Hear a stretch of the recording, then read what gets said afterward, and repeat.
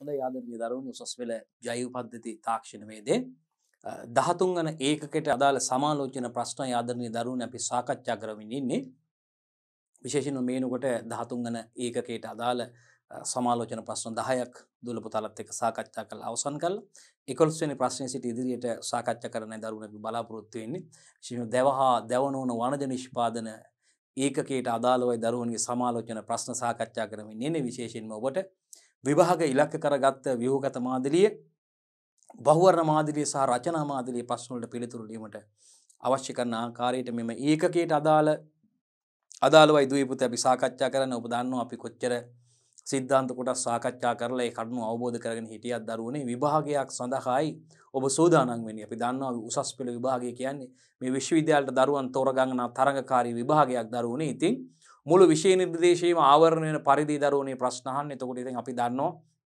දොළ පුතාලා දැනගන්න අවශ්‍යයි මේ ඒකකයට අදාළව විභාගයේදී බහුවර්ණ ප්‍රශ්න කීයක් අහනවද? ඒ වගේම ව්‍යුහගත මාදිලිය ප්‍රශ්න කීයක් අහනවද? රචනා ප්‍රශ්න කොහොමද අහන්නේ කියන එක සම්බන්ධයෙන්.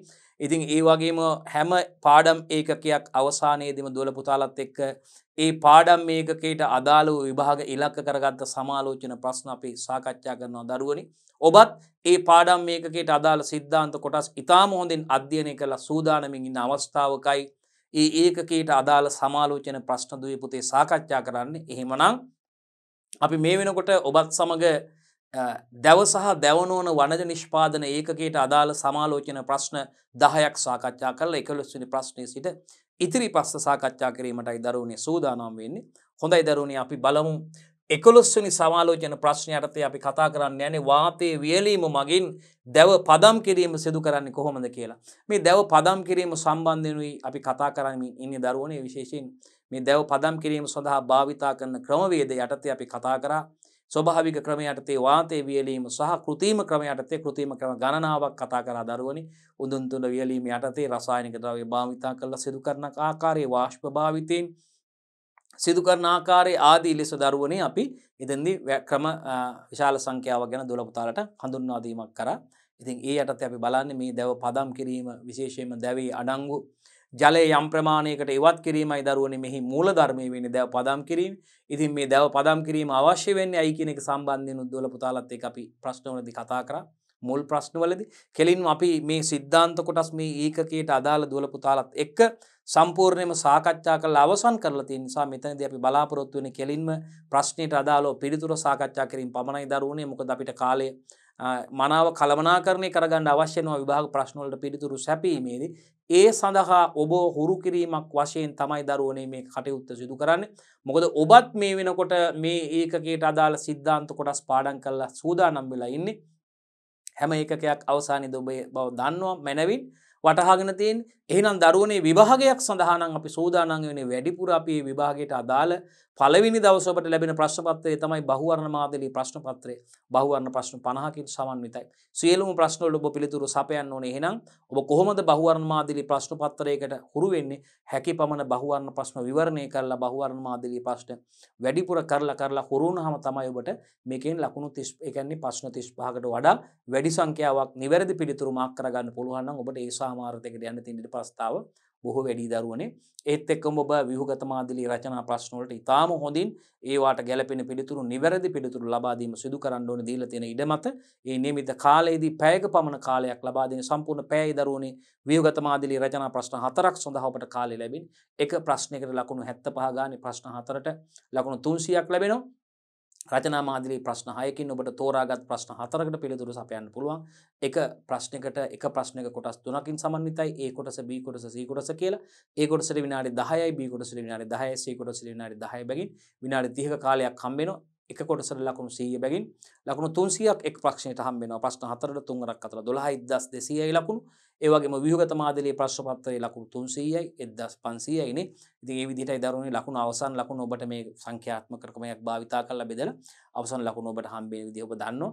ප්‍රායෝගික පරීක්ෂණ සඳහා ලකුණු 30කුත් ඒ වගේම ප්‍රශ්න පත්‍රය සඳහා ලකුණු 70කුත් විදිහට දරුවනේ ඒ ආකාරයටයි ලකුණු 100 සඳහන් වෙන්නේ ඔබට ඒ සාමාර්ථයක් ලබා ගැනීම සඳහා. ඉතින් කටයුතු කරනකොට වැඩිපුර ප්‍රශ්න පත්‍ර අදාළ ප්‍රශ්න පත්‍ර වලට අදාළ කරුණු විවරණය කරලා සාකච්ඡා කරලා හැකි පමණ ප්‍රශ්න පත්‍ර වලට කාලයට අනුව පිළිතුරු ලියන්න හුරු වෙන්න ඕන දුවේ පුතේ. ඒකයි කරන්න අවශ්‍ය වෙන්නේ. හොඳයි දරුවනේ එහෙනම් අපි කෙලින්ම ප්‍රශ්නෙට යනවා බලමු මේ වාතයේ වියලීම මගින් දැව පදම් කිරීම සිදු කරන්නේ කොහොමද කියලා අපි දන්නවා දැනටමත් මේක අපිට ගෘහාශ්‍රිතවත් බහුලවම භාවිතා කරන ක්‍රමයක් විදිහට මේ වාතයේ වියලීමේ කටයුතු සිදු කරන්න පුළුවන් දරුවනේ දැව විශේෂයෙන්ම අපිට ඉදිකිරීම කර්මාන්තයේ සඳහා වගේම විසිතුරු භාණ්ඩ නිෂ්පාදනය ගෘහ භාණ්ඩ නිෂ්පාදනය ඒ වගේම දරුවනේ භාවිතා කරනවා අපි කඩදාසි කර්මාන්තයේ සහ දැව සඳහා දර සඳහා භාවිතා කරනවා දරුවනේ අපි ඉන්ධන විදිහට මේ දර විදිහට දැව භාවිතා කරනවා ඒ වගේම දරුවනේ ඔබ දන්නවා යටිතල පහසුකම් සඳහා වැටකණු ඒ වගේම විදුලි කණු සඳහා දරුවනේ පෙන්ස් වලට ඉලෙක්ට්‍රික් පෙන්ස් වලට මේ කණු සඳහා භාවිතා කරන වැටකණු විදිහට මේ දැව භාවිතා කරනවා. ඉතින් මේ ආකාරයට භාවිතා කරන දැව විශේෂයෙන්ම දරුවනේ අපිට අවශ්‍ය වෙනවා පදම් කර ගැනීම සිදු කරන්න බොහෝ විට නිවෙස්වල මේ ගෘහාශ්‍රිතව මේ දැව අවශ්‍ය දැව ඉදිකිරීම කර්මාන්තය සඳහා භාවිතා කරන දැව ගෘහ භාණ්ඩ සඳහා භාවිතා කරන දැව නිවෙස්වල විශේෂයෙන්ම වැටවල් වලට වගා කරලා තියෙනවා අවුරුදු 20ක් 25ක් පමණ පැරණි මේ ගස් හොඳින් වර්ධනය වෙච්ච දැව හෙලා ඒවා මේ ඉරා ගන්න අවශ්‍යයි මේ කටයුතු සිදු කර ගන්නකොට මේ දැව පදම් කර ගැනීම වැදගත් වෙනවා දැව වල අඩංගු ජල ප්‍රමාණය යම් මට්ටමක් දක්වා අවම කර ගැනීමෙන් මේ දැව භාවිතයට පහසු දැව වල හොඳ නිමාවක් ලබා ගන්න දැව වල ශක්තිමත් භාවයක් පවත්වා ගන්න දැව වලට කෘමි සතුන්ගෙන් සිදුවන හානි වළක්වා ගන්න ජීවීන්ගෙන් සිදුවන හානි වළක්වාගෙන මේ දැව වල කටයුතු කරන්න නිමාවක් ලබා ගන්න දැව භාවිතා කරන්න පහසු වෙන්න ප්‍රවාහනය කරන්න පහසු වෙන්න මෙන්න මේ කටයුතු පහසු කර ගන්න දරුවනේ අපිට දැව පදම් කර ගන්න අවශ්‍ය වෙනවා. එහෙනම් මේකෙදි වැඩිපුරම ලංකාවේ භාවිතා කරන ප්‍රධානතම ක්‍රම දෙකක් විදිහට මේ වාතයේ වියලීම සහ උඳුන් තුන වියලීම කියන ක්‍රමවේද දෙක දරුවනේ අපිට පැහැදිලිව සඳහන් කරන්න පුළුවන්. එහෙනම් දුවේ පුතේ අපි බලන්න යන්නේ මේ වාතයේ වියලීම මගින් දැව පදම් කිරීම සිදු කරන්නේ කොහොමද කියලා දැනටමත් ඔබ පිළිතුර ලියලා ඇත්තේ. අපි යනවා දුවල පුතාලා පිළිතුරත් එක්ක සංසන්දනය කරන්න. ඉතින් ඊටාම සරල ක්‍රමයක් වන මේ ක්‍රමවේදී දරුවනේ පවතින උෂ්ණත්වයේ සහ ආර්ද්‍රතාවය යටතේ දැව සෙවන සහිත ස්ථානයක ගොඩ ගසා ජලය ඉවත් වීමට සැලැස්වීමයි සරලවම සිදු කරන ක්‍රියාවලිය වෙන්නේ. එහෙනම් ඔබට හොඳටම අවබෝධය තියෙනුන සාමාන්‍ය පරිසර උෂ්ණත්වය යටතේ සාමාන්‍ය මේ වෙලාවේ අපි කියන්නේ මේ කටයුත්ත සිදු කරනකොට ඊටාම සරල ක්‍රමයක් මේකෙදි ඒ අවස්ථාවේ අවස්ථානුකූලව මේ පවතින උෂ්ණත්වයේ සහ ආර්ද්‍රතාවය යටතේ අපි හිතමු වායුගෝලීය උෂ්ණත්වය සෙල්සියස් අංශක 25ක් කියලා. මේ බලන්න. සෙල්සියස් අංශක 25ක උෂ්ණත්වය යටතේ ආර්ද්‍රතාවය අපි නිකන් හිතමු 65ක ආර්ද්‍රතාවයක් කියලා. නිකන් කියමු සාමාන්‍ය අපි සරලව හඳුන්වමු.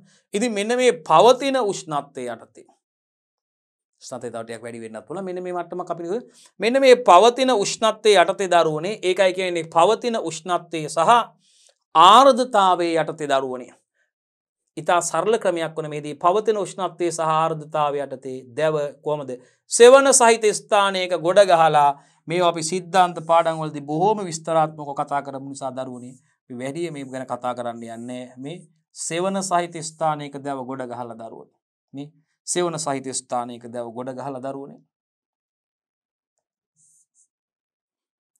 පැලට් එකක් මත වෙන්න පුළුවන් දරුවනේ මේ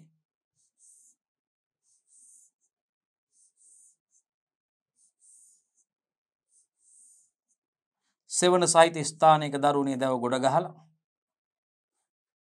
මේ කටයුත්ත අපිට කරන්න පුළුවන් මේ බලන්න. සෙවන සහිත ස්ථානයක ගොඩ ගසා ජලය ඉවත් වීමට සලස්වනවා දරුවනේ. බලන්න. මේ අපිට මේ වගේ දෙපැත්තේ බිත්ති බඳින්නේ මේ කණු තියෙන මේ වහල ආවරණයක් තියෙන ෂෙඩ් එකක් දරුවනේ. ෂෙඩ් එකකින් ආවරණය කරලා තියෙන්නේ. මේ දෙපැත්තෙන් වායු හෝමා වාතය සංසරණය වෙන්න ඉඩ තියලා තියෙන්නේ මේ දෙපස අපි බිත්ති බඳලා ආවරණය කරන්නේ නැහැ. මෙහෙම මම මේ කණු දාලා තිබ්බට මේක අනෙක් පැති වලින් ආවරණය වෙලා විවෘත අවස්ථාවක්. මේ වහලයක් තියෙනවා දරුවනේ ඉහළින් මේ ආවරණයක් තියෙනවා ෂෙඩ් එකක. ඔබ දන්නවා මේ දැව ගොඩ ගහලා මාස 3-4ක් පමණ තැබීමෙන් දැව පදම් කිරීම සිදු වෙනවා. වැඩි දීර්ඝ කාලයක් යනවා නේද දරුවනේ මේ යටතේ මේ වාතයේ වියලීමෙන් දැව පදම් කරගන්න. ඉතින් ඒකේ අවාසිත් තියෙනවා අපි ඕනම ක්‍රියාවලියක ඇඩ්වාන්ටේජස් වගේම ඩිස්ඇඩ්වාන්ටේජස් තියෙනවා දරුවනේ. වාසි වගේම අවාසිත් තියෙනවා. ඒක විශේෂයෙන් දරුවන්ට මතක් කරලා දෙන්න ඕනේ. එහෙනම් බලන්න දරුවනේ මෙලෙස දැව ගොඩ ගසා මාස 3-4ක් පමණ තැබීමෙන් දැව පදම් කිරීම සිදු වෙනවා. ඉරු දැව මෙන්ම ඉරා නොමැති දැවද මේ ලෙස පදම් කරගන්න පුළුවන්. ඉරු දැව කියන්නේ දරුවනේ මේ දැව කඳන් හෙලීමෙන් පසුව මේ දැව ඉරීම සිදු කරනවා දරුවනේ. ඉතින් මේ අවශ්‍යතාවය අනුව උමනා කාරණාවලුම තමයි මේ ඉරීම සිදු කරන්නේ දොර ජනේල් සඳහා උළු ආවු සඳහා. දැන් PS ඉදිකිරීමේදී මේ ඉදිකිරීම කර්මාන්තයේදී යටලී සඳහා මේ දරුවනේ පරාල යටලී කියලා අපි දන්නවා මේ බාල්ක වලට අවශ්‍ය විදියට මේ දරුවනේ උළු ආවු ජනේල් සඳහා මේ විදියට දැව ඉරා ගන්න අවශ්‍යතාවය අනුව තුනී ලෑලි විදිහට පුතේ ලෑලි ඉදි ඒ වගේම ගෘහ භාණ්ඩ නිෂ්පාදනය සඳහා දැව ලබා ගන්නවා දරුවනි.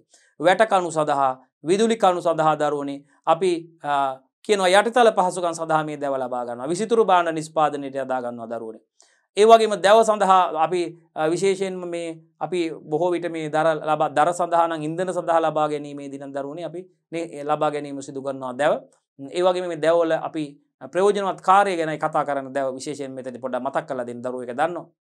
කඩදාසි කර්මාන්ත සඳහාත් යොදා ගන්නවා. එහෙනම් මේ විදිහට අපි විශේෂයෙන් මේ කෙලින්ම පිළිතුරට අපි යමු දරුවනි. එහෙනම් සරල ක්‍රමයක් මේකෙදී පවතින උෂ්ණත්වයේ ආර්ද්‍රතාවය යටතේ දැව සෙවණ සහිත ස්ථානයක ගොඩ ගහලා ජලය ඉවත් වෙන්න සලස්වනවා.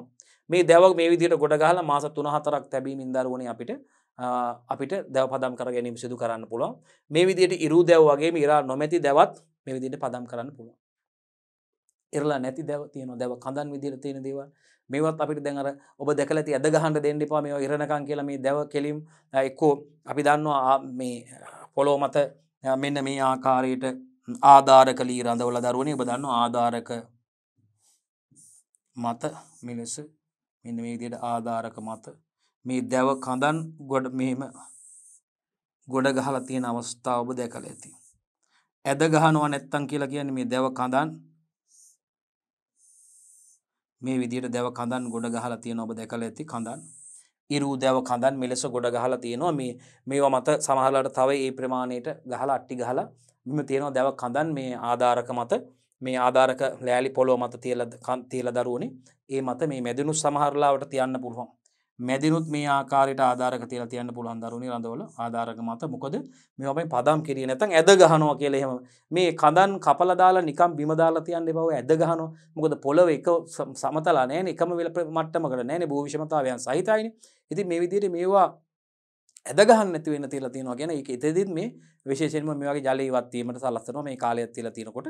එහෙම නැත්නම් මේ වගේ ආවරණයක් තුල අපිට දැව මේ ආකාරයට පදම් කර ගැනීම සිදු කරන්න පුළුවන් දරුවනේ. ඉතින් මේ ක්‍රමයේ ටිකක් කල් ගතවන ක්‍රමයක්. ටිකක් දිගු කාලයක් ගත වෙනවා. වාසිය වගේම අවාසිත් තියෙනවා මේකෙදී. නේ දරුවනේ. එහෙනම් ඉතින් ඉරපු එකයි මේ විශේෂයෙන් කිය ඉරපු දැව වගේම ඉරා නොමැති කඳනුත් අපිට මේ විදිහට පදම් කරගන්න පුළුවන්. මේකෙදි තෙතමනේ 120ක් 28ක් දක්වා අඩු කරගන්න පුළුවන්. මේක මතක තියාගන්න ව්‍යුහගත මාදිලි ප්‍රශ්නයක වගේම බහුවර්ණ මාදිලි ප්‍රශ්නයක කෙලින්ම අහන්න පුළුවන්. මේ වාතයේ පදම් කිරීම මගින් තෙතමනේ ඉවත් තෙතමන කොපමණ තෙතමන ප්‍රතිශතයක් මේ අපිට පවත්වා ගන්න පුළුවන්ද? ඒ කියන්නේ තෙතමනේ කොපමණ තෙතමන ප්‍රතිශතයක් දක්වා මේ දැවවල තෙතමනේ අඩු කරගන්න පුළුවන්ද කියලා අහන්න පුළුවන් දරුවනේ. අනිවාර්යෙන් මේ ප්‍රශ්නේ අහන්න පුළුවන් 120ක් 28ක් 120ක් 28ක් අතර ප්‍රමාණයක් අපිට තෙතමන ප්‍රතිශතය මේ බලන්න 120ක් 28ක් අතර ප්‍රමාණයක් තෙතමන ප්‍රතිශතය අඩු කරගන්න පුළුවන් දැවවල මේ ආකාරයට වාතයේ වියලීම මගින් දැව පදම් කිරීමේදී. එහෙනම් ඒකත් බහුවර්ණ ප්‍රශ්නයකදී ඉතාමත්ම වැදගත් සැලකිය යුතු ප්‍රශ්නයක් විදිහට සඳහන් කරන්න පුළුවන්. ඉරු දැව වගේම ඉරලා නැති දැවත් දැව කඳනුත් මේ ආකාරයට අපිට පදම් කරගන්න පුළුවන්. හැබැයි දිගු කාලයක් යනවා. මේ වන ප්‍රමාණය මාස 3ක් 4ක් පමණ තැබීමෙන් තමයි දැව මේ ආකාරයට පදම් කර ගැනීමට හැකියාව ලැබෙන්නේ. පවතින උෂ්ණත්වය හා ආර්ද්‍රතාව තත්ත්ව තමයි දුයි පුතේ මේ සඳහා භාවිතා කරනු ලබන්නේ. එහෙනම් පැහැදිලි. මේ බලන්න මේ ආකාරයට සෙවණ සැලසීමට වහලයක් තියෙනවා දරුවනේ. සෙවණ සැලසීමට වහලයක් තියෙනවා. මේ බලන්න වාතයේ දැව පදම් කර ගැනීම සිදු කරන ආකාරයේ රූපානුසාරයෙන් පෙන්වුම් කරලා තියෙන්නේ. ගොඩ ගහලා තියෙන දැව මේ පෙන්වුම් කරලා තියෙන ගොඩ ගසා තියෙන දැව පෙන්වුම් කරලා තියෙනවා. මේ ලී පටි ආධාරක තියෙනවා දරුවනේ. දැව අතර වායු සංසරණයේ සිදුවීමට තියලා තියෙන මිලිමීටර් 15 වැඩි කිරීම 15 ප්‍රමාණය කොටු තියලා තියෙනවා දරුවනේ. මේ සෙවණ සැපීමට වහලක් තියෙනවා.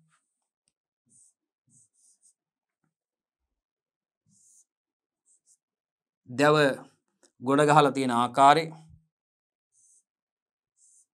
ලීපටි මේ ආධාරක මේ දැව අතර වායු සංසරණය වීමට තියලා තියෙන මේ කොටු මේ දැව අතර වායු සංසරණය සිදුවීමට තියලා තියෙන මිලිමීටර් 15 වැඩි කිරීම 15 ප්‍රමාණී කොටු බලන්න මේ ආකාරයෙන් නිවැරදිව ගොඩ ගහලා තියෙන ආකාරයේ දැව පදම් වීමට වාතයේ වේලීම සඳහා හොඳයි අපි ඉදිරියට යමු. සිද්ධාන්ත පාඩම් වල මේවා විස්තරාත්මකව කතා කරලා තියෙන හින්දා දුවේ පුතේ අපි යනවා 12 වෙනි ප්‍රශ්නෙට. දැව වාතයේ වේලීමේ වාසි දක්වන්න කියලා. ඔන්න බලන්න ඕනම ක්‍රියාවලියක වාසි වගේම එනම් අවාසිත් තියෙනවා ඩිස්ඇඩ්වාන්ටේජස් තියෙනවා. එහෙනම් අපි දැන් කතා කරන්න යන්නේ ටක් ගාලා ඔබට මේක ප්‍රශ්න දැක්ක ගමන් පිළිතුරු ලියාගෙන යන්න පුළුවන් දේ පොතේ. එහෙනම් අපෙන් අහන්න පුළුවන් ව්‍යුහගත මාදිලියේ ප්‍රශ්නයක කෙලින්ම අහන්න පුළුවන් දැව වාතයේ වීලීමේ වාසි සඳහන් කරන්න කියලා. ඉතින් ඔබට වාසි කීපයක් මේකෙදී සඳහන් කරන්න වෙනවා. හැකි ඉක්මනින් පිළිතුර ලියන්න දරුවනේ. පස් අංක 12 අපි කතා කරන්න යන්නේ මේ දැව හා දැව නොවන වනජ නිෂ්පාදනයකගේ තවම දැව කොටසත් එක්ක අපි සම්බන්ධ වෙලා ඉන්නේ. අපි බලාපොරොත්තු වෙන දොළපු තලත් එක්ක මේ දැව නොවන වනජ නිෂ්පාදන වලට අදාළ ප්‍රශ්න පිළිතුරු සාකච්ඡා කරන්න, ප්‍රශ්න උත්තර කතා කරන්න බලාපොරොත්තු වෙන දරුවන් සූදානම් වෙන්නේ මේ කොටස් හොඳින් පාඩම් කරගෙන ඉන්න.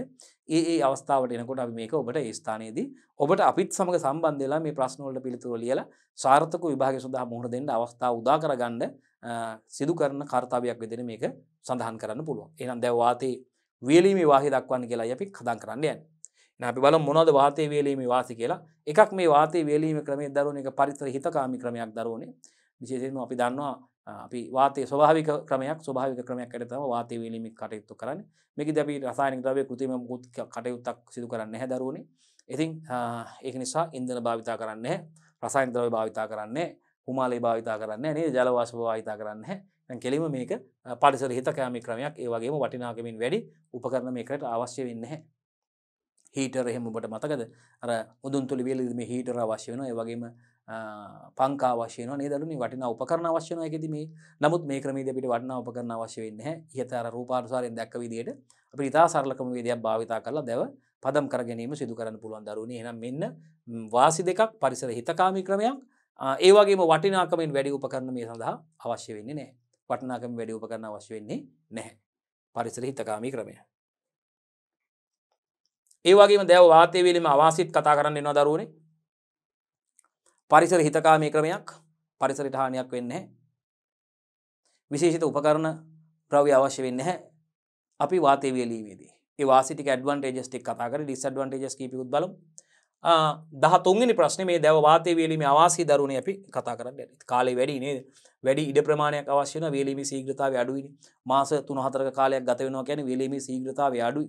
අපි උදුන් තුන වේලන අපිට අවශ්‍ය ප්‍රමාණයට මේකට අවශ්‍ය ප්‍රමාණයට තාපය සපයලා ඉක්මනින් අඩු කාලයකදී මේ කටයුත්ත ශීඝ්‍රයෙන් අපිට වේගවත්ව සිදු කරගන්න පුළුවන් කාර්යක්ෂමයි ඒකෙදී ක්‍රමවේදය. නමුත් මේකෙදී වැඩි කාලයක් මේ විදිහට දැව ගොඩ ගහලා තියන්න වෙනවා. ඉතින් මේකෙදී අපිට මේවට වෙන්න පුළුවන් තත්ත්වය ඒ කියන්නේ හානි වෙන්න පුළුවන් කෘමි සත්තුන්ගෙන් හානි වෙන්න පුළුවන් නේද දරුවනේ. මේ පාරිසරික බලපෑම් වලින් ඇති වෙන්න පුළුවන් තත්ත්ව අවදාන සහගත තත්ත්ව තියෙනවා. ඒ නමුත් අපිට කෙලින්ම අඩු කාලයකදී අර යන්ත්‍ර භාවිතයෙන් කරගන්න පුළුවන්. එහෙනම් මේක අවාසි ඩිස්ඇඩ්වාන්ටේජ් විදිහට ඔබට සඳහන් කරන්න පුළුවන්. වේලීමේ ශීඝ්‍රතාවය අඩුයි දරුවනේ.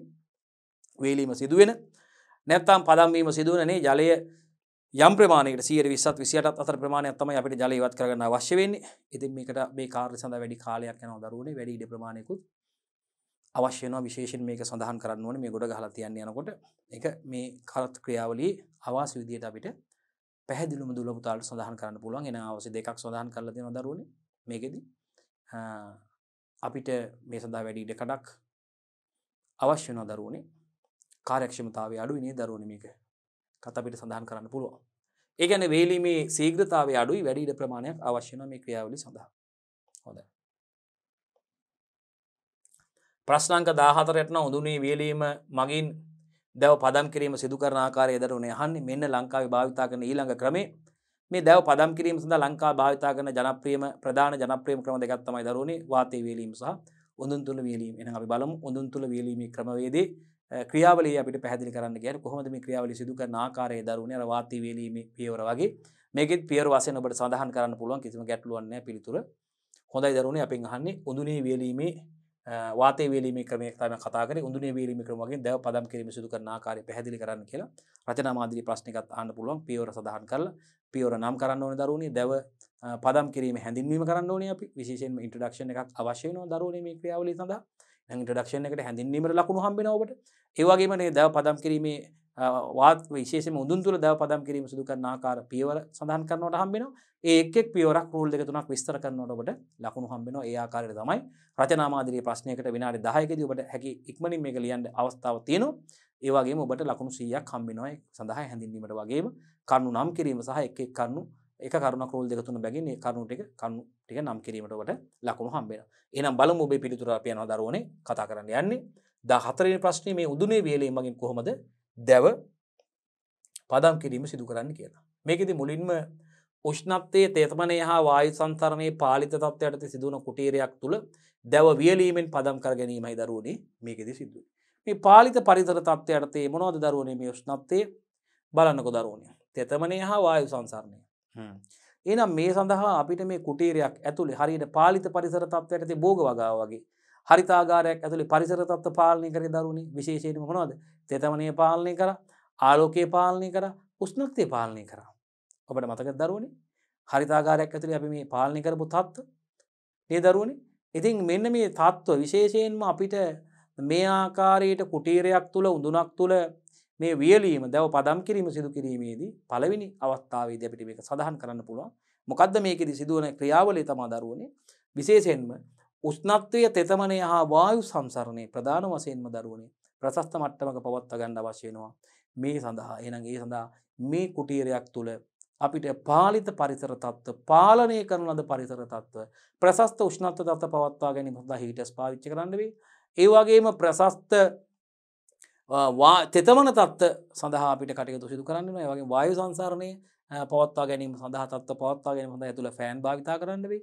එහෙනම් මතක තියාගන්න මේ විශේෂයෙන්ම කුටීරයක් තුල කටයුතු කරන්න පාලනය කරන ලද පරිසර තත්ත්ව ලබා දීමකට අපි කටයුතු කරන්න ඕනේ. එහෙනම් විශේෂයෙන්ම උඳුන් තුල වේලීම උඳුන් තුල මේ දැව පදම් කිරීමේ ක්‍රියාවලියේදී උෂ්ණත්වය තෙතමනය වගේම වායු සංසරණය එහෙනම් අපෙන් ඇහුවොත් නැවත විවෘත මාදිලිය ප්‍රශ්නයක ඔය ප්‍රශ්නේ කැඩුවොත් ප්‍රශ්නේ කඩලා අහන්න පුළුවන් අපේ මේ විශේෂයෙන්ම උඳුන් තුල දැව පදම් කිරීමේදී පාලනය කරන ලබන පාලිත තත්ත්ව සඳහන් කරන්න කිව්වොත් දරුවනේ මෙන්න ප්‍රධාන පාලිත තත්ත්ව ආකාර 3 අපිට මෙතනදී පාලනය කරන්න සිද්ධ වෙන උෂ්ණත්වය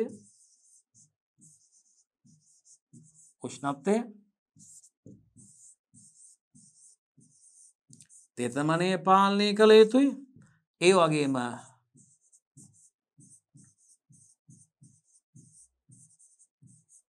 වායු සංසරණය මෙන්න මේවා පාලිත තත්ත්වයට තේ සිදු කරන්න ඕනේ.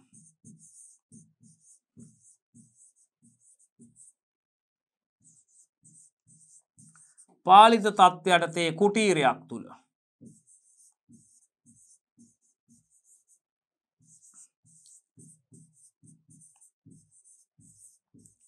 සිදු කළ යුතුයි. මේ තත්ත්ව පාලිත තත්ත්වයට තේ කුටීරයක් තුල සිදු කළ යුතුයි. හොඳයි දරුවනේ අපි මේ උඳුන් තුල දැව පදම් කිරීමේ ක්‍රියාවලියයි දරුවනේ කතා කරන්නේ. ඉතින් මේකෙදි විශේෂයෙන්ම අපිට මේ ක්‍රියාවලිය සිදු කරන ආකාරයටදී දරුවනේ මේ ආකාරයට උෂ්ණත්වයේ තෙතමනය හා වායු සංසරණය පාලිත තත්ත්වයට තියෙන ඒවා පාලනය කරන ලද තත්ත්වයට මේ පරිසර තත්ත්ව පාලනය කරලා කුටීරයක් තුළ මේ ක්‍රියාවලිය සිදු කරන්න අවශ්‍ය දරුවනේ දැව වියලීමෙන් දැව පදම් කර ගැනීම සිදු කරන්න අවස්ථාව තියෙනවා. ඉතින් මේ ආකාරයට මේ සම්මත උඳුන් තුළ වගේම දරුවනේ අපිට සූර්ය විකිරණ මගින් මේ කටයුතු සිදු කරන්න පුළුවන්. අපි කියනවා සූර්ය තාප උඳුන් solar radiation oven එකක නැත්නම් solar radiation tunnel එකක් උඳුනක් අපිට හඳුන්වන්න පුළුවන්. උඳුනක් සහ නැත්නම් සම්මත උඳුන් භාවිතා කරලා උඳුන් වර්ග දෙකක් භාවිතා කරන ඒකත් අහන්න පුළුවන් දරුවනේ උඳුන් තුල වේලීමේදී නැත්නම් උඳුන් තුල භාවිතා කරන ක්‍රමවේද දෙකක් විදිහට වේලීමේදී භාවිතා කරන උඳුන් වර්ග දෙකක් විදිහට දරුවනේ විශේෂයෙන්ම අපිට සඳහන් කරන්න පුළුවන්. එකක් සූර්ය තාප උඳුන්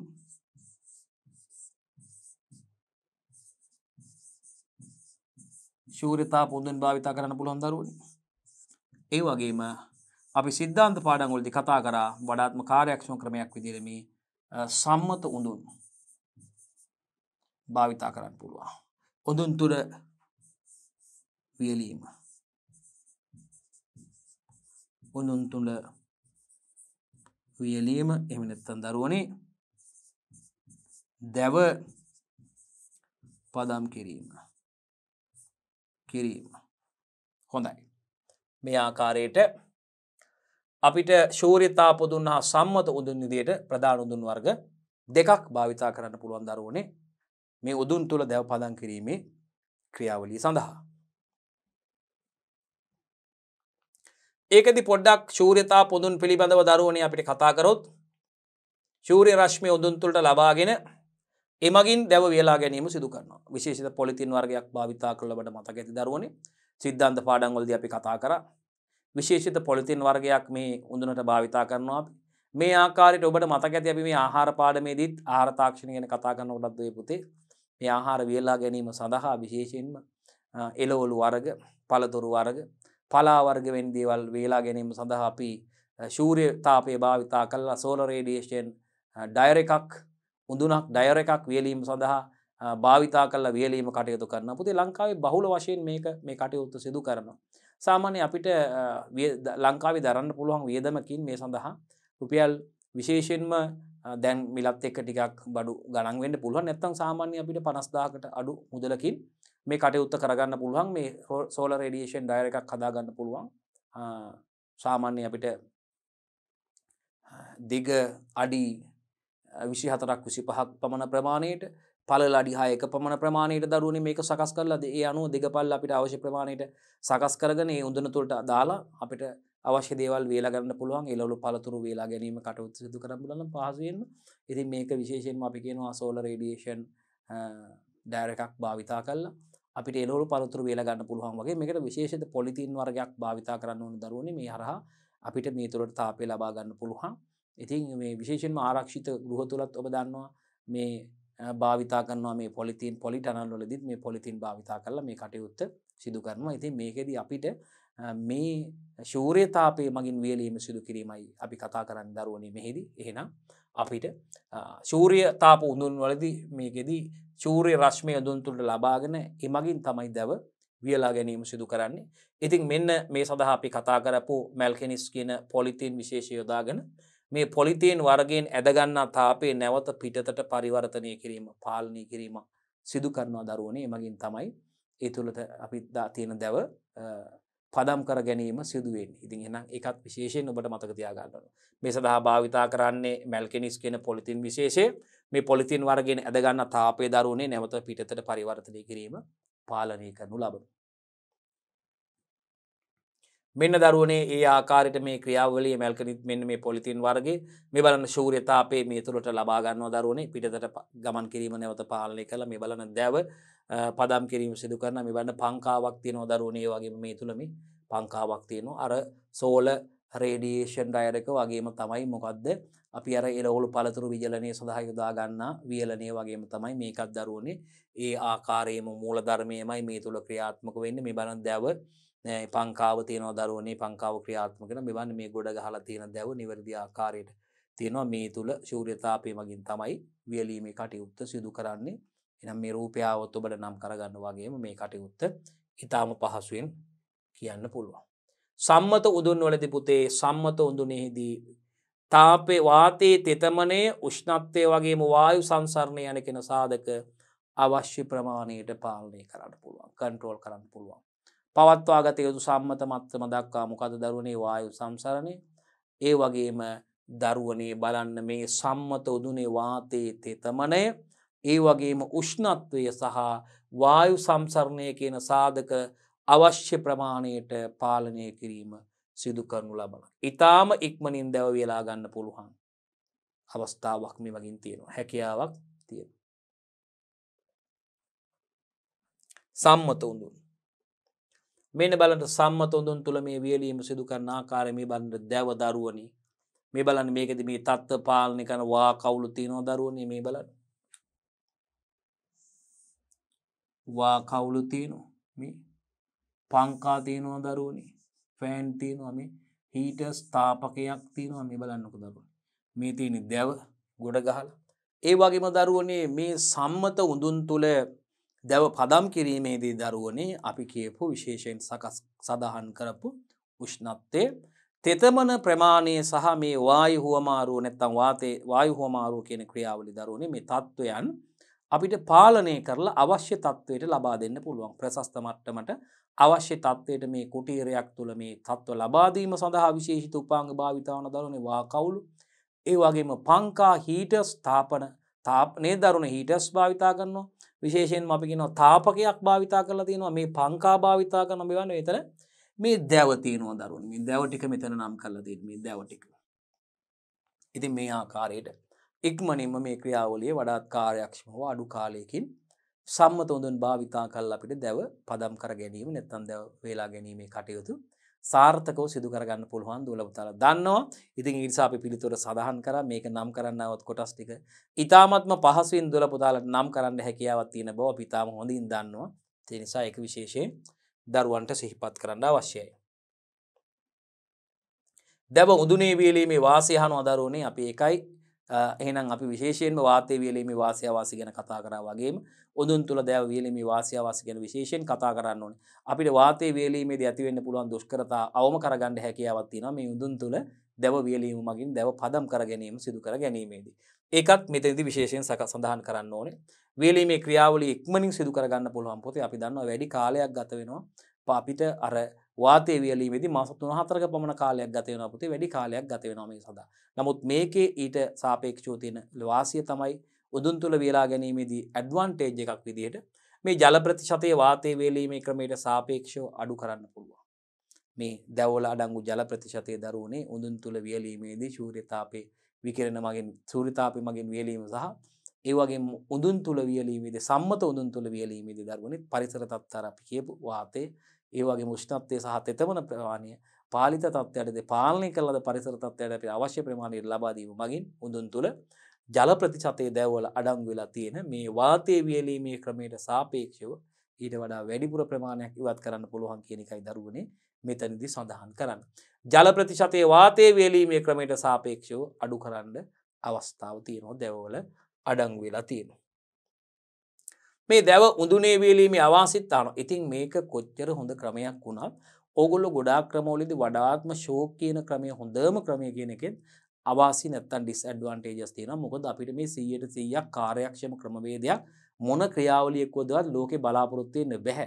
ඉතින් ඒකේ ඒ ඕනම හොඳයි කියලා අපි සුපිරිම කියන ක්‍රමයකක් දරුවනේ උපරිම නවීන තාක්ෂණයේ භාවිතා කරලා තියෙන ක්‍රමයක වුණත් අපිට අනිවාර්යයෙන්ම අවාසි තියෙනවම තමයි ස්ථිරවම තියෙනවා. ඉතින් ඩිස්ඇඩ්වාන්ටේජස් තියෙනවා. එහෙනම් විශේෂයෙන්ම මේ උදුන් තුල වියලීමේදී අපිට තියෙන අවාසි මොනවද කියන එකයි දරුවනේ බලන්න යන්නේ. බලමු ඔබේ පිළිතුරත් එක්ක අපි සංසන්දනය කළා මොනවද මේ දැව උදුනේ වියලීමේදී අපිට දකින්න තියෙන අවාසි කියලා. වියදම වැඩි මේ ක්‍රමය සඳහා.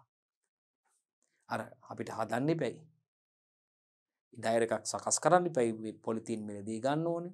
මේක සකස් කරන්න අපි කියුවා මූලික වියදමක් යනවා වැඩි වියදමක්. ඒ වගේම අර සම්මත උදුන් තුල තවත් නේද මේකට අවශ්‍ය කරන හීටර්ස් පංකා අවශ්‍ය වෙනවා. ඉතින් මේ කටයුතු සඳහා ඉතින් වැඩි වියදමක් යනවා. ඒ වගේම මේක නිකන් ආවට ගියට කරන්න බෑ අපිට. මේකේ මේ මූලධර්මයේ නිසි ආකාරව මේ කටයුත්ත ක්‍රියාත්මක වෙන්න නම් මේ තුල නිවැරදිව මේ දැව පදම් කිරීමේ ක්‍රියාවලිය කාර්යක්ෂමව මේ ක්‍රියාවලිය සිදු වෙන්න නම් මේ සම්මත උඳුන් සහ ඒ වගේම මේ ශූර්යතාපයේ මගින් වියලීම සිදු කරන උඳුන් සාදා ගැනීම සඳහා තාක්ෂණික දැනුමක් තියෙන්න ඕනේ දරුවනේ. පුහුණු ශ්‍රමයක් අවශ්‍ය වෙනවා. නැතුව අපිට මේ හැමෝටම මේ වැඩේ කරගන්න බෑ. ඉතින් ගෘහාශ්‍රිතව අපි අර වාතයේ වියලීමේ කටයුත්ත සිදු කරගත්තට දරුවනේ අපිට මේ ක්‍රියාවලිය අවාසි විදියට මේ උදුන් තුල වියලීමේ ක්‍රියාවලිය අවාසි විදියට මේ සඳහා වියදම වැඩි කොස්ට් එකක් වියදමක් දරන්න වෙනවා. ඒ වගේම පුහුණු ශ්‍රමය අවශ්‍ය වෙනවා දරුවනේ. මේ සඳහා පුහුණු ශ්‍රමය අවශ්‍ය වෙනවා. අපි එහෙනම් ඉදිරියට යමු. ප්‍රශ්න අංක 17 මේ දැව පදම් කිරීමේදී ඇතිවෙන දෝෂ නැත්නම් විකෘති වීම කෙටියෙන් අපිට හඳුන්වන්න කියනවා. මොනවද මේ දැව පදම් කිරීමේදී දැවවලට සිද්ධ වෙන්න පුළුවන් දෝෂ දරුවනේ නේද? හැකිලීම් වගේ දේවල් වෙන්න පුළුවන් නේද දරුවනේ ඈ? දැව පදම් කිරීමේදී දැන් විශේෂයෙන්ම වාතයේ වියලීමේ වැනි ක්‍රියාවලදී දරුවනේ කෘමි සතුන්ගෙන් හානි වෙන්න පුළුවන්. බාහිර පාරිසරික තත්ත්වවලින් හානි වෙන්න පුළුවන් නේද දරුවනේ? විශේෂයෙන්ම මේ ජීවීන්ගෙන් හානි වෙන්න පුළුවන් දැවවලට හානි සිදු කරන අපි කතා කරමු ජීවීන් නේද දරුවනේ? විශේෂයෙන් ඒ අයගෙන් මේවට හානි වෙන්න පුළුවන්. ඉතින් ඒක නිසා ඒ පිළිබඳව අපි සැලකිලිමත් වෙන්න ඕන. විශේෂයෙන්ම මේ ප්‍රශ්නේදී අහන්නේ ප්‍රශ්න අංක 17 දී අහන්නේ දැව පදම් කිරීමේදී ඇති වෙන්න පුළුවන් දෝෂ විකෘති කෙටියෙන් හඳුන්වන්න කියලා. මෙන්න දරුවනේ ඇති වෙන්න පුළුවන් විකිරීම. ඉරිතැලියම් වෙන්න පුළුවන් දරුවනේ ක්‍රැක් වෙන්න පුළුවන්. දික් අක්ෂයේ ඔස්සේ දැව පටක නැත්තම් තන්තු වෙන්වීම සිදු වෙන්න පුළුවන්. ඔබ දැකලා ඇති මේ දැව තියෙනකොට විශේෂයෙන්ම දැව කදන් ඉරු දැව එහෙම ඔබ දැන් මේවා වාතයේ වියලීම සඳහා තියලා දෙනකොට මේ ආකාරයේ ක්‍රැක් වෙලා තියෙන්න පුළුවන් ඉරිතැලීම් දික් අක්ෂයේ ඔස්සේ සිදු වෙලා තියෙන්න පුළුවන් ඒක. දික් අක්ෂයේ ඔස්සේ දැව පටක වගේ මේ තන්තු වෙන්වීම සිදු වෙන්න පුළුවන් දරුවනේ. ඒ වගේම මේ තන්තු වෙන්වීම එක් මුහුණතක සිට අනිත් මුහුණත දක්වා ව්‍යාප්ත වෙන්නේ නැහැ. මේ තන්තු වෙන්වීම හොදාකාරව මතක තියාගන්න. එක් මුහුණතක සිට අනෙක් මුහුණත දක්වා ඒ සිදු වෙන්නේ නැහැ කියන එකත් මතක තියාගන්න. මේ බලන්න මතු පිට සිදුවන ඉරිතැලීම. මේ සපේස් එකකින් මතු පිට මේ ඉරිතැලීම සිදුවලා තියෙන ආකාරය මේ තද කළු පාටින් පෙන්눔 කරලා තියෙනවා දරුවනේ. මේ දැවවල අභ්‍යන්තරයේ සිදුවන ඉරිතැලීම් පෙන්눔 කරලා තියෙනවා දරුවනේ. මේ බලන්න. දැව අභ්‍යන්තරයේ සිදුවන ඉරිතැලීම් පෙන්눔 කරලා තියෙනවා. මෙන්න මේ ඉරිතැලීම් මතක තියාගන්න. පදම් කිරීමේදී වෙන්න පුළුවන් දෝෂ. පටක වෙන්වීම වෙන්න පුළුවන් දරුවනේ. බලන්න ෂේක් වෙන්න පුළුවන්. විශාල පැලුම් මේ යටතට ගන්නවා දරුවනේ. විශේෂයෙන් දැව හෙලීමේදී දැව කපනකොට ගහේ අභ්‍යන්තර පීඩනය මේ තත්ත්වයට හේතු වෙන්න පුළුවන්. දැව හෙලීම කියන්නේ ගස් කපන එකට දරුවනේ. දැව හෙලීම කියත් මගින් චේන් ෂෝ මගින් නේද දරුවනේ. පොරෝ මගින් මේ කටයුතු සිදු කරනවා. අතීතයේ ඉඳන් මේ දැව හෙලීම සිදු වෙනවානේ පිහියා මගින් පොරෝ මගින්. මේ දරුවනේ විශේෂයෙන්ම දැන් නම් කියක් තියෙනවා නේ දරුවනේ චේන් ෂෝ තියෙනවා. ඒ මගින් සිදු කරනකොට මේ පටක වෙන්වීම සිද්ධ වෙන්නේ පුතේ විශාල පැලුම් තමයි මේ විදියට ගන්න. පටක වෙන් වෙලා යාමට විශාල පැලුම් ගන්න දරුවනේ. මේක දැව හෙලීමේදී හෝ ගසේ දැව හෙලීමේදී එහෙම නැත්නම් ගසේ අභ්‍යන්තර පීඩනයේ ගස ඇතුළත තියෙන අභ්‍යන්තර පීඩන තත්ත්වයයි මේ ආකාරයට මේ ක්‍රියාවලියට මේ දෝෂයට නැත්නම් මේ විකෘතියට හේතු වෙන්නේ පටක වෙන්වීම. පටක වෙන්වීම ආකාර දෙකකට සිදුවනවා දරුවනේ. කඳේ මජ්ජාවේ සිට බාහිර දෙසට අරියව සිදුවෙනවා දරුවනේ. රේඩියල් ෂේකයක් වෙනවා පුතේ මේ බලන්න. මේ බලන්න. මේ බලන්න. හાર્ට් ෂේක්, ස්ටාර් ෂේක් මේ බලන්න. කදේ බාහිකයේ සිට අරියව සිදුවෙනවා දරුවනේ මේ. අරියව සිදු මේ අරියව මේ බලන්න මේ.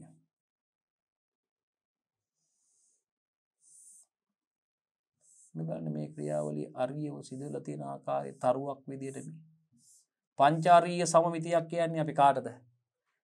බංගුර පසගිල්ලන් තාරකාකාර මාළු ස්ටාර්ෆිෂ් කෝඩේටා වංශයට කිට්ටුම බන්ධුතාවයක් දක්වන සත්ත්වදේහ සංවිධානයේ බහුසෛලික සත්ත්ව වංශයක් විදිහට අපි හඳුන්වන්නේ කවුද? අපි කියනවා කවුද දරුවනේ? එකිනොඩමේටා නැත්නම් එකයිනොඩමේටා වංශය. මොහොදු එකිරි, මොහොදු කැකිරි, ෂී කියුකම්බ, සී ඇචි නේ දරුවනේ. ඒ වගේම අපි කියනවා කවුද? තාරකාකාර මාළු, භංගුර පසගිල්ලු, ස්ටාර්ෆිෂ් කියලා කියන්නේ ඒගොල්ලන්ගේ මොකක්ද තියෙන්නේ? අරීය, පංච අරීය සමමිතියක් තියෙනවානේ. ඒ වගේම පහත්ම බහුසෛලික සත්ත්ව වංශය වෙන සීලෙන්ඩ්‍රේටාවන් නැත්නම් නිඩාරියාවන් තියෙන අරීය සමමිතියක් නේද දරුවනේ? ලොඩියු, බුහුබාව්, අපි කියනවා ෂී ඇනිමනි නේද? ඇන්තසෝවා වර්ගයේ මුහුදු මල් කියලා හඳුන්වන්නේ නේද දරුවනේ? මෙඩුසාකාර, බුහුබාකාර නේද? ලොඩියන්, ඒ වගේම අපි කියනවා ජෙලිෆිෂ් කට්ටිය වගේ අය නේද පුතේ? පහත්ම සත්ත්වදේහ සංවිධානයේ මුල්ම පහත්ම බහුසෛලික සත්ත්ව වංශයනේ. ඒගොල්ලන්ටත් අරීය සමමිතියක් තියෙනවා. එහෙනම් මෙතනදී අරීය කියන වචනේ භාවිතා කරන්න අවශ්‍යුනේ මේ බලන්න මෙන්න මේ ආකාරයට දරුවනේ වෙන්වීම සිද්ධ වෙනවා. පටක වෙන්වීම. කදේ මජ්ජාව සිට බාහිර දෙසට අරීයව වෙන්වීම සිද්ධ වෙනවා බලන්න. කදේ මජ්ජාව සිට බාහිර දෙසට මේ බලන්න මේ අරීයව මේ වෙන්වීම සිදු වෙලා තියෙන ආකාරය දරුවනේ. පටක වෙන්වීම.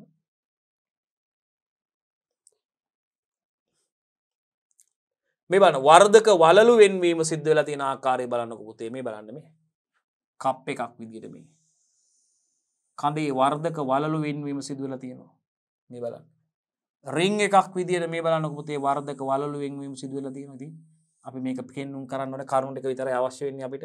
වර්ධක වලලු වෙන්වීමත් මේගොල්ලන්ට පෙන්눔 කරලා තියෙනවා කප් ආකාරයට, රින් එකක් ආකාරයට, මුදුවක් ආකාරයට වර්ධක වලලු වෙන්වීම සිදු වෙලා තියෙනවා දරුවනේ. ඒකයි මෙතන පෙන්눔 කරන්නේ. පැලුම් බලන්නකො දරුවනේ. මේ බලන්න පැලුම් සිදු වෙලා තියෙන ආකාරය මේකෙදි දැවපටක තන්තු වෙන්වීම අනිවාර්යයෙන්ම එක් මුහුණතක සිට අනිත් මුහුණත දක්වා මේ බලන්න පැතිරීම සිදු වෙලා තියෙනවා දරුවනේ. මෙම වෙන්නෝ තන්තු නැවත සම්බන්ධ වෙන්නේ. අන්න කවුද? පැලුම් මේ ඒකත් විශේෂයෙන් පෙන්වන්න කරන්න ඕන. මේකෙදි මේ දැවපටක තන්තු වෙන්වීම එක් මුහුණතක සිට අනිත් මුහුණකට සිද්ධ වෙනවා. මුහුණත දක්වා පැතිරෙනවා දරුවනේ. මේ වෙන් වූ තන්තු නැවත සම්බන්ධ වීමක් සිදු වෙන්නේ. ඒකත් සඳහන් කරන්න අවශ්‍යයි.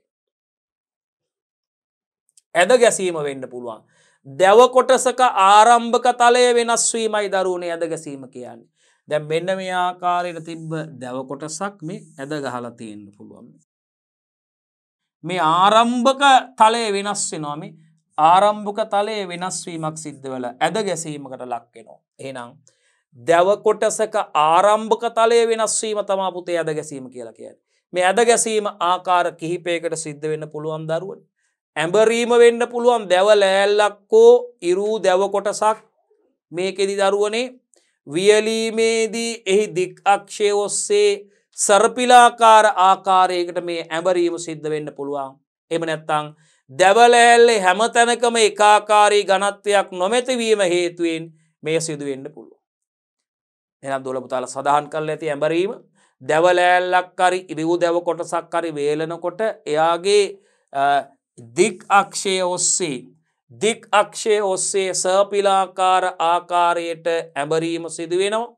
දැව ලෑල්ලේ හැමතැනකම ඒකාකාරී ඝනත්වයක් නොමැතිවීම හේතුවෙනුත් මේක සිද්ධ වෙන්න පුළුවන්. මේ බලන්න. කපින් ඉරු දැව කොටසක පළල් තලයේ ඔස්සේ සිදුවන වක්‍රවීම බෝවින් ඉරු දැව වල දික් අක්ෂය ඔස්සේ සිදුවන වක්‍රතාවය මේකට හේතු වෙනවා. මේ දරුවනේ. ඒ වගේම අපි කියනවා ස්ප්‍රින් නැත්තම් ක්‍රූක් බලන්න ඉරු දැව වල දික් අක්ෂය ඔස්සේ සිදුවන විකෘතියයි මේකෙදි දැවේ සමතල තලයට හානියක් සිදු වෙන්නේ නැහැ. මේ බලන්න. කප් බෝ එක ක්‍රූක් මේ බලන්න ට්විස්ට්. ඒ ආකාර ටිකයි දරුවනේ සඳහන් කරලා තියෙන්නේ. ඒ වගේම සම්පීඩන විකලනය බලන්නකෝ කම්ප්‍රෙෂන් ෆේලියර් එකක් බලන්නකෝ දරුවනේ. හරි විකලනයක් දැඩි සුළං සහ වර්ධන ආතතිය growth stress එකක් හේතුවෙන් වෛරම හරහා සිදුවන භග්නයක් බලන්න දරුවනේ ෆ්‍රැක්චර් එකක් මේකට හේතු වෙන්නේ. ඒ වගේම මේකෙදි තන්තු තීරයක් හරස් කැඩීමකට ලක් වෙනවා. සම්පීඩන විකලනයේදී. අපි වත් සිද්ධාන්ත පාඩම් වල කතා කරලා තියෙනවා. අපි යනවා ප්‍රශ්නාංක 18ට මේ දැව පරිරක්ෂණය කිරීම යනු කුමක්ද කියලා. ඉතින් ඔබට මතකයි දරුවනේ දැව පරිරක්ෂණය සඳහා අපි පරිරක්ෂක භාවිත කරා. විශේෂයෙන්ම මේ ජෛවීය කාරක විදිහට දරුවනේ ජෛවීය දැව විනාශකාරක විදිහට අපිට හඳුන්වන්න පුළුවන්. දුල පුතාලා දන්නවා මේ වෙනකොටත් අපි සිද්ධාන්ත පාඩම් වල දීර්ඝ ලෙස සාකච්ඡා කරලා තියෙන දරුවනේ. විශේෂයෙන්ම අපි ෆංගයි කින්ඩම් ෆංගයි වලට අයිති වන දිලීර මගින් මේ දැව වලට ආසාදනය වෙනවා දරුවනේ. විශේෂයෙන්ම ජෛවීය දැව විනාශකාරකයක් විදිහට අපිට දිලීර හඳුන්වන්න පුළුවන් දුවේ පුතේ. ඊට අමතරව ක්‍රොමී සතුන් මගින් ක්‍රොමීන් මගින් දුවේ පුතේ දැව වලට හානි සිදු කරනවා. ප්‍රධාන වශයෙන් වේයන් ඒ වගේම වේයන් මගින් දැව වලට හානි වෙනවා. සහ මේ කඳන් විදින්නන් මගින් කඳ විදින්නන් මගින් දරුවනේ දැව වලට හානි සිදු කරනවා.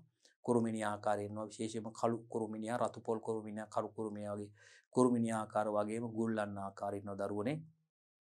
විශේෂයෙන්ම අපි දන්නවා මේ කෘමි ගෝත්‍ර වල විවිධ අවස්ථා තියෙනවා දුවේ පුතේ. අපි දන්නවා සම්පූර්ණ රූපාන්තරණයක් පෙන්වුම් කරන කෘමි ගෝත්‍ර වගේම අර්ධ රූපාන්තරණයක් පෙන්වුම් කරන කෘමි ගෝත්‍ර ඉන්නවා. මේ කෘමි ගෝත්‍ර වල ඒ ජීවන චක්‍රවල එක් එක් අවදි ඔබ දන්නවා පුතේ මේ කීට අවස්ථා උන්ගේ සුහුඹුල් අවස්ථා වගේම පිලා අවදි බිත්තර අවදි කියලා විවිධ අවස්ථා තියෙනවා. මේ එක් එක් අවස්ථාවන් මගින් අපි දන්නවා විශේෂයෙන්ම මේ සුහුඹුල් අවස්ථා කීට අවස්ථා මගින් ඒවා ශාක පටක කාදැමීම නිසා හානි සිදු කරනවා දරුවනේ. ඉතින් විශේෂයෙන් මෙන්න මේ ජෛවීය දැව විනාශකාරක මගින් දැව ආරක්ෂා කර ගැනීම සඳහා දරුවනේ අපිට විශේෂයෙන්ම මේ දැව පරිරක්ෂණය කරන්න අවශ්‍ය වෙනවා. ඒ නිසා මේ සඳහා දැව පරිරක්ෂක භාවිතා කරන ලබනවා. සරලවම දුල පුතාලට හඳුන්වා දීම සිදු කරලා දුන්නේ දරුවනේ. මේ වෙනකොට ඔබ මේ දේවල් පාඩම් කරලා ප්‍රශ්න වලට සූදානමින් ඉන්න අවස්ථාව ඔබ ප්‍රශ්නේ ලියාගෙන මේ උන්ට පිළිතුරත් සඳහන් කරලා දුවේ පුතේ. ඒ නිසා අපි කෙලින්ම ප්‍රශ්න පිළිතුරට යමු.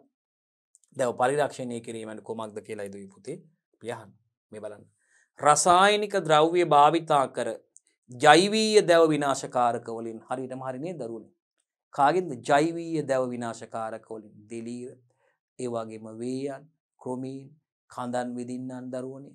බලන්න රසායනික ද්‍රව්‍ය භාවිතා කර ජෛවීය දැව විනාශකාරක වලින් සිදුවන හානිය අවම කිරීම හෙවත් දැව තුළ ඇති ජෛවීය විනාශකාරක වලට කවුද ප්‍රතිරෝධීතාවයක් ඇති කිරීමයි දැව පරිරක්ෂණය කියලා කියන්නේ. එහෙනම් දුල පුතාලට පැහැදිලි ඊ타මත්ම රසායනික ද්‍රව්‍ය භාවිතා කරලා ජෛවීය දැව විනාශකාරක වලින් සිදුවන හානිය අවම කිරීම හේවත් දරුවනේ මේ දැව තුල තියෙන ජෛවීය විනාශකාරක වලට කවුද ප්‍රතිරෝධීතාවයක් ඇති කිරීම තමයි දරුවනේ අපි සරලවම දැව පරිරක්ෂණය කියලා හඳුන්වන්නේ. මේ විදිහට අර්ථ දැක්වීම නිවැරදිව හරියට කරලා තියෙනවා නම් දුවලා පුතාලට ඒ සඳහා ලබා දෙන සම්පූර්ණ ලකුණු ලබා ගැනීමට අවස්ථාව තියෙනවා දරුවෝ. එහෙනම් වැඩේ පැහැදිලි.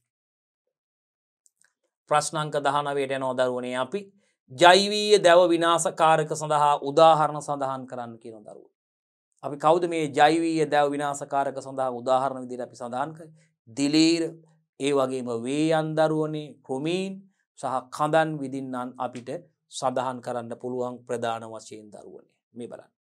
දිලීර ආසාදන මගින් සිදුවන පුතේ මෙන්න ජෛවීය දැව විනාශකාරක අංක 1 අපිට දිලීර ආසාදන, අංක 2 වේයන්ගෙන් සිදුවන හානි දුවේ පුතේ, අංක 3 ක්‍රොමීන්ගෙන් සිදුවන හානි, අංක 4 දරුවනේ අපි සඳහන් කරනවා මේ කඳන් විදින්නන්ගෙන් සිදුවන හානි විදියට ආකාර 4ක් සඳහන් කරන්න පුළුවන් දිලීර ආසාදන.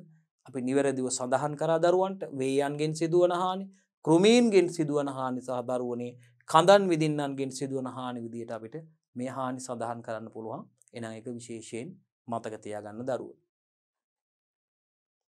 ප්‍රශ්න අංක 20 දැව පරිරක්ෂක යනු මොනවාද කියලායි අපෙන් අහන්නේ. අපි බලමු දුවේ පුතේ දැව පරිරක්ෂක කියන්නේ මොනවද කියලා ප්‍රශ්න අංක 20 මගේ. අපි යනවා මේ දැව පරිරක්ෂක වලට. මේ බලන්න. දැව විනාශකාරක වලින් සිදුවන හානිය අවම කිරීමට දරුවනේ එනම් එම විනාශකාරක වලට ප්‍රතිරෝධීතාව දියුණු කිරීමට භාවිතා කරන්න පුළුවන් රසායනික ද්‍රව්‍යයි දරුවනේ අපි දැව පරිරක්ෂක කියලා සඳහන් කරන්නේ. හොඳයි දරුවනේ එහෙනම් විශේෂයෙන්ම අපෙන් ප්‍රශ්න අංක 20 මගින් ඔබට සඳහන් කරගන්න පුළුවන් ප්‍රශ්නේ පුතේ දැව පරිරක්ෂක කියන්නේ මොනවද කියන එකයි ප්‍රශ්නෙන් අහන්නේ. දැව පරිරක්ෂක යනු මොනවද කියලායි දරුවනේ සඳහන් කරන්න අවශ්‍ය වෙන්නේ. එහෙනම් දැව විනාශකාරක වලින් සිදුවන හානිය අවම කරගන්න. මේ දැව විනාශකාරක ජෛවීය දැව විනාශකාරක ගැන අපි කතා කරා. මෙන්න මේ ආකාරයේ දැව විනාශකාරක වලින් දැවවලට සිදුවන හානිය දුවේ පුතේ අවම කිරීමට එනම් එම විනාශකාරක වලට ප්‍රතිරෝධීතාව දියුණු කිරීමට මේ විනාශකාරක වලට ප්‍රතිරෝධීතාවයක් දියුණු කිරීම සඳහා භාවිතා කරන්න පුළුවන් රසායනික ද්‍රව්‍යයි දරුවනේ අපි දැව පරිරක්ෂක විදියට සඳහන් කරන්නේ. එහෙනම් නිවැරදි ඔබට නිවැරදි පිළිතුර සඳහන් කරලා තියෙනවා දරුවනේ ලකුණු දාගන්න පුළුවන්. ප්‍රශ්න අංක 21ට යනවා මොනවද මේ දැව පරිරක්ෂක වල තිබිය යුතු ගුණාංග කවරේද කියලා. බලන්න දුවේ පුතේ දැව පරිරක්ෂක වල තිබිය යුතු ගුණාංග මොනවද කියන එක ඔබට ප්‍රශ්න ලියාගෙන පිළිතුර සඳහන් කරන්න දරුවනේ. මේ දැව පරිරක්ෂක වල තිබිය යුතු ගුණාංගයි ඔබට මතකයි අපි සිද්ධාන්ත පාඩම් වල මේවා විස්තරාත්මකව කතා කරා දරුවනේ. මේ දැව පරිරක්ෂක වල තිබිය යුතු ගුණාංගය නම් නිවැරදි පිළිතුර විභාගෙදී අපි අනිවාර්යෙන් අහන්න පුළුවන් පුතේ බහුවර්ණ මාදිලියේ ප්‍රශ්නයක කෙලින්ම දැව පරිරක්ෂකයක තිබිය යුතු ගුණාංගයක් සඳහන් කරන්න වන්නේ කියලා. ඒ වගේම දැව පරිරක්ෂක වල තිබිය යුතු ගුණාංග සඳහන් කරන්න. ගුණාංග අපෙන් අහන්න පුළුවන්. විභාගත මාදිලියේ ප්‍රශ්නයක.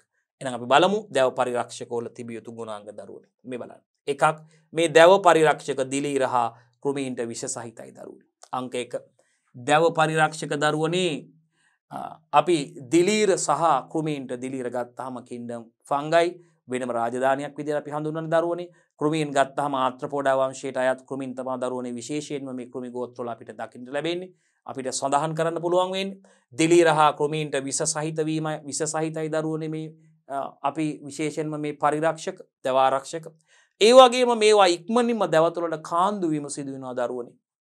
මේවා ඉක්මනින්ම දැව තුළට කාන්දු වීම සිද්ධ වෙනවා. පරිසරයට හා මිනිසාට අහිතකර නොවීම ඒකත් සඳහන් කරන්න ඕනේ දරුවෝ. මේ දැව පරිරක්ෂක පරිසරයට වගේම මිනිසාට අහිතකර නොවෙනවා. අංක 3 පරිසරයට හා මිනිසාට අහිතකර නොවීම ඒ වගේම දැවවල ශක්තිමත් භාවයට හානියක් සිදු වෙන්නේ දරුවනේ. දැවවල ශක්තිමත් භාවයට දරුවනේ දැව පරිරක්ෂක මගින් හානියක් සිදු වෙන්නේ නැහැ. ප්‍රශ්න අංක 21කින් දරුවනේ අපි කතා කරේ දැව පරිරක්ෂක වල තිබිය යුතු ගුණාංග කවරේද කියන එක. දැව පරිරක්ෂක වල තිබිය යුතු ගුණාංගයක් වන්නේ කියලා බහුවර්ණ මාදිලියේ ප්‍රශ්නක අහන්න පුළුවන්. ඒ වගේම ව්‍යුහගත මාදිලියේ ප්‍රශ්නක දරුවනේ මේක ඔබෙන් අහන්න පුළුවන්. දැව පරිරක්ෂක වල තිබිය යුතු ගුණාංග 3ක් සඳහන් කරන්න. බලන්න එහෙනම් පැහැදිලිවම මේ වෙනකොට ඔබ සඳහන් කරලා තියෙනවා නම් දිලීර හා කුමීන්ට විස සහිත වීම ලකුණු 3යි. ඒ වගේම ඉක්මනින් දැව තුළට කාන්දු වෙනවා දරුවනේ ලකුණු 3යි. ඒ වගේම පරිසරයට හා මිනිසාට අහිත කර වෙන්නේ ලකුණු 3යි. එහෙනම් කරුණු 4ක් තියෙනවා. කරුණු 4න් කරුණු 3ක් පහසුවෙන්ම ඔබට මතක තියාගන්න අවස්ථාව. මතක තියාගන්න සිදු වෙනවා දරුවනේ. එහෙනම් දිලීර හා කුමීන්ට විස සහිතයි.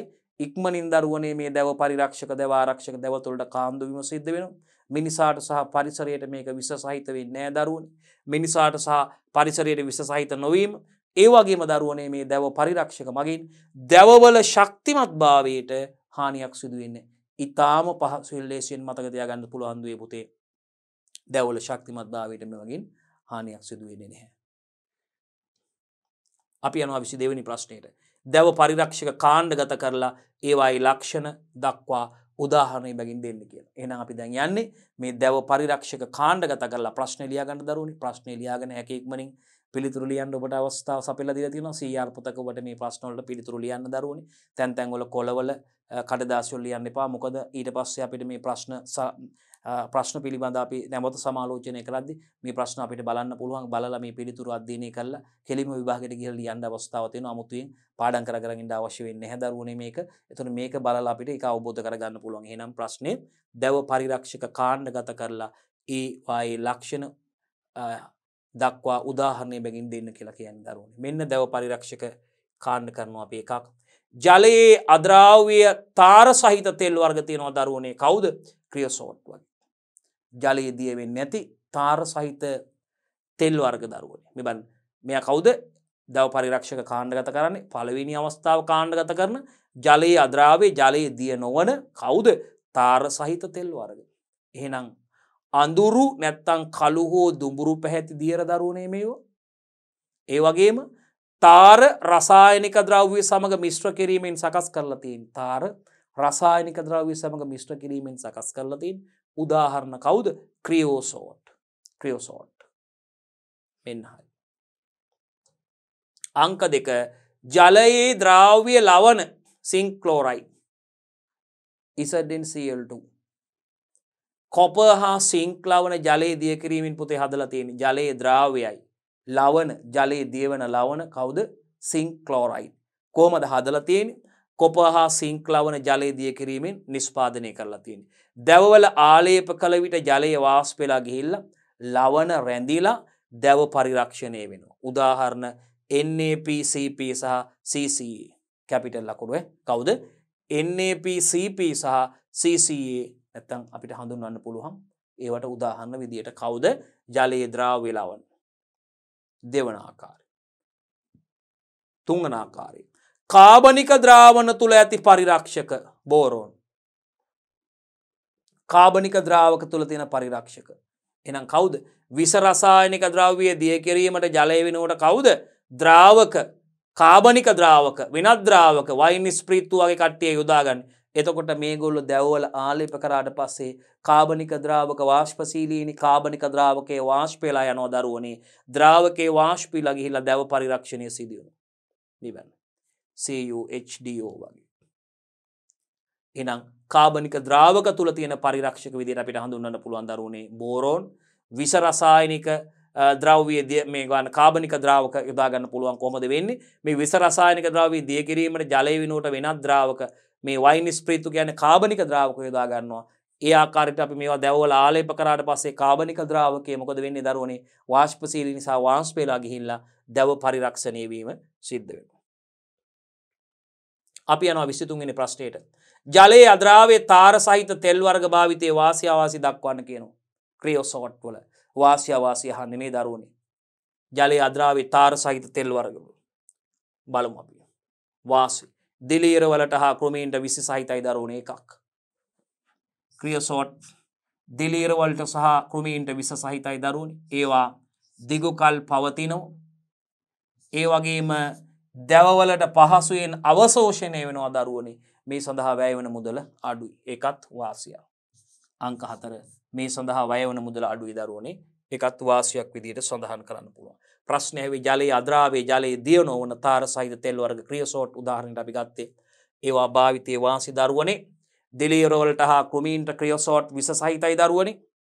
දිගුකල් පවතිනවා. දැවවලට පහසුවෙන් ක්‍රියසෝට් අවශෝෂණය වන දරුණේ මේ සඳහා වැය වන මුදල අඩු මිලකට අපිට ඒවා ලබා ගන්න පුළුවන්. අවාසි ඩිස්ඇඩ්වාන්ටේජස් තමයි දරුවනේ මේ ක්‍රියසෝට් ගත්තාම ශාකවලට සහ පරිසරයට විස සහිතයි ආලේප කිරීම අපහසුයි. අපි මේවා අර පොල් එලි වලින් හරි බ්‍රෂ් වලින් හරිනේ ආලේප කරන්නේ තැන් තැන් වල විසිරෙන්න පුළුවන් නේ ඇඟේ ගෑවෙන්න පුළුවන්. ඒ ආලේප කිරීම ටිකක් මේක අපහසුයි අනිත් ඒවාට වගේ. ඒ වගේම වඩා මේ ශාකවලට හා පරිසරයට දරුවනේ මේක විස සහිත වෙන්න පුළුවන්. විස සහිතයි ප්‍රධාන වශයෙන්. 24 ජලයේ ද්‍රාවයේ ලවණ සිංක් ක්ලෝරයිඩ් භාවිතයේ වාසි අවාසි සඳහන් කරන්න කියනවා දරුවනේ. හරි ඒකත් බලමු අපි. වාසි පහසුවෙන් ජල ද්‍රාවය නිසා මේක ආලේප කරන්න පුළුවන් දරුවනේ. ඒ වගේම අංක 1 මෙයා පහසුවෙන් ආලේප කරන්න පුළුවන් පුතේ. ගන්ධයෙන් තොර වර්ණයෙන් තොර ද්‍රාවණ විදිහට හඳුන්වන්න පුළුවන් පුතේ. ඒ වගේම මේවා මගින් අපිට ගින්දර වලින් අවදානමක් නැහැ. අර වාෂ්පශීලීය වගේ කාබනික ද්‍රාවක වගේ ගින්නෙන් අවදානමක් නැහැ පුතේ. පහසුවෙන් ආලේප කරන්න පුළුවන්. ඇප්ලයි කරන්න easy to apply. ඒ වගේම ගන්ධයෙන් හා වර්ණයෙන් තොරයි දරුවනේ මේක. සහ ගින්දර වලින් අවදානමක් නැහැ. සින් ක්ලෝරයිඩ් වගේ ජල ද්‍රාවයේ මේ පරිරක්ෂක දරුවනේ ගැනයි දරුවනේ කතා කරන්නේ. අවාසි පරිරක්ෂණයට පුතේ කාලයක් ගත වෙනවා. අවාසි අංක 1 පරිරක්ෂණයට කාලයක් ගත වෙනවා. ඒ වගේම පුතේ මේ ලවණ පහසුවෙන් හේදිලා යාමට ලක් වෙන්න පුළුවන්. තුන්වෙනි කාරණාව දැව ප්‍රසාරණය වීමකට ලක් වෙන්න පුළුවන් මේ වගේ පුතේ. දැව ප්‍රසාරණය වීමකට ලක් වෙන්න පුළුවන්. ඒවත් තමයි මේ ජලයේ දේවන සිංක් ක්ලෝරයිඩ් වැනි ලවණ සම්බන්ධයෙන් තියෙන අවාසි අපිට හඳුන්වන්න පුළුවන්. මේ කාබනික ද්‍රාවක තුල තියෙන පරිරක්ෂක විදියට අපිට ඒවා භාවිතයේ වාසි අවාසි සඳහන් කරමු බලන්න පුතේ. පහසුවෙන් ආලේප කරන්න පුළුවන් පුතේ අංක 1 යා. ශරණයට ඔරොත්තු දෙනවා දරුවනේ. අනිකුත් ක්‍රම වලින් පරිරක්ෂණය කළ නොහැකි දැව විසරණය මගින් පරිරක්ෂණය කරන්න පුළුවන් බලන්න. වාසි අපිට හඳුනන්න පුළුවන්. ලේසියෙන් ඇප්ලයි කරන්න පුළුවන්. easy to apply. ශරණයට ඔරොත්තු දෙනවා දරුවනේ. ශරණය නොවි පවතිනවා. ශරණයට ඔරොත්තු දෙනවා. අනිකුත් ක්‍රම වලින් පරිරක්ෂණය කරන්න බැරි දැව විසරණය මගින් මේ ක්‍රමයේ මේ මගින් පරිරක්ෂණය කරන්න පුළුවන්. කාබනික ද්‍රාවක තුල දී වෙන වයින් ස්ප්‍රීට් තුල දී කරනවා කියුවියත්. අවාසි විදියට දරුවනේ අවාසි අංක 1 වියදම වැඩිීමේ සඳහා කටුක ගන්ධයක් සහිතයි දරුවනේ. ඒ වගේම පරිසරයට හා මිනිසාගේ සෞඛ්‍යයට අහිත කරයි. අවාසි විදියට සඳහන් කරන්න පුළුවන් පුතේ පරිසරයට හා මිනිසාගේ සෞඛ්‍යයට ඒවා අහිත කරයි කියලා අපිට සඳහන් කරන්න පුළුවන්. හොඳයි ආදරණීය දරුවනේ උසස් පෙළ ජෛව පද්ධති තාක්ෂණ වේදයේ 13 වන ඒකකයට අදාළ සමාලෝචන ප්‍රශ්නයි දරුවනේ අපි මේනකොට කතා කරමින් ඉන්නේ දුවල පුතාලත් එක්ක. ඉතින් දරුවනේ විශේෂයෙන්ම අපි මේ කොටසේදී දුවල පුතාලත් එක්ක කතා කරා මේ දැව පරිරක්ෂණය සම්බන්ධයෙන් කතා කරා දරුවනේ. මොකද්ද දැව පරිරක්ෂණය කියන්නේ? මේ දැව පරිරක්ෂණය කරන්න ඕනේ ඇයි? ඒ වගේම දැව පරිරක්ෂක විදියට මේ දැව පරිරක්ෂක වල තියෙන ඕනේ ලක්ෂණ මොනවද? දැව පරිරක්ෂක කොහොමද අපි කාණ්ඩගත කරන්නේ? ඒ වගේම මේ ඒවට උදාහරණ වගේම දුවේ පුතේ ඒ එක් දැව පරිරක්ෂක වල තිබිය යුතු වාසි සහ අවාසි ගැන දරුවනේ කතා කරා. ඒ වගේම අපි මේ වියලීම ගැන කලින් කතා කරා දරුවනේ. විශේෂයෙන්ම මේ උදුන් තුල වියලීම යටතේ අපි කතා කරා දරුවනේ. කොහොමද සම්මත උදුන් සහ සූර්ය තාපය භාවිතා කරලා කරන උදුන් තුල ඒ වගේ වාසි අවාසි ගැන කතා කරා දරුවනේ. වැදගත්කම් ගැන කතා කරා. ඉතින් උසස් පෙළ ජෛව පද්ධති තාක්ෂණ වේදේ 13 වන ඒකකයට අදාළව අපි සිද්ධාන්ත කොටස් සම්පූර්ණයෙන්ම සාකච්ඡා කරලා අවසන් කරලා ආදරණීය දුවල පුතාලත් එක්ක අපි සාකච්ඡා කරමින් ඉන්නේ මේ 13 වන ඒකකයට අදාළ සමාලෝචන ප්‍රශ්නයි දරුවනේ. ඉතින් විභාග ඉලක්ක කර ගනිමින් මේ ඒකකයට අදාළව අහන්න පුළුවන් සකස් වෙන්න පුළුවන් ව්‍යුහගත මාදිලී රචනා මාදිලී සහ බහුවර්ණ මාදිලී ප්‍රශ්න වලට දුවල පුතාලට පෙරහුරුවක් විදියට උදව්වක් විදියට මේ දරුවනේ ඔබට මහත්ම රුකුලක් වෙනවා. ඉතින් මේ වෙනකොට ප්‍රශ්න 25ක් සාකච්ඡා කරලා තියෙනවා. අපි බලාපොරොත්තු වෙනවා ආදරණීය දුවල පුතාලත් එක්ක ඉදිරි ඊළඟ කොටසින් තවදුරටත් මේ ඒකකයට අදාළ ප්‍රශ්න සාකච්ඡා කරන්න. ඒ වගේම අපි බලාපොරොත්තු වෙනවා මේ ඒකකයේ සෝවිශේෂී කොටසක් වන දැව නොවන වනජ නිෂ්පාදන වලට සම්බන්ධව දරුවනේ අපි ප්‍රශ්න සකස් කරලා තියෙනවා. විභාගයේ ඉලක්ක කරගත් ප්‍රශ්න මාලාවක් එක්ක හම්බෙන්න බලාපොරොත්තු වෙනවා දුවේ පුතේ දුවල පුතාලත් එක්ක ඊළඟ කොටසේ.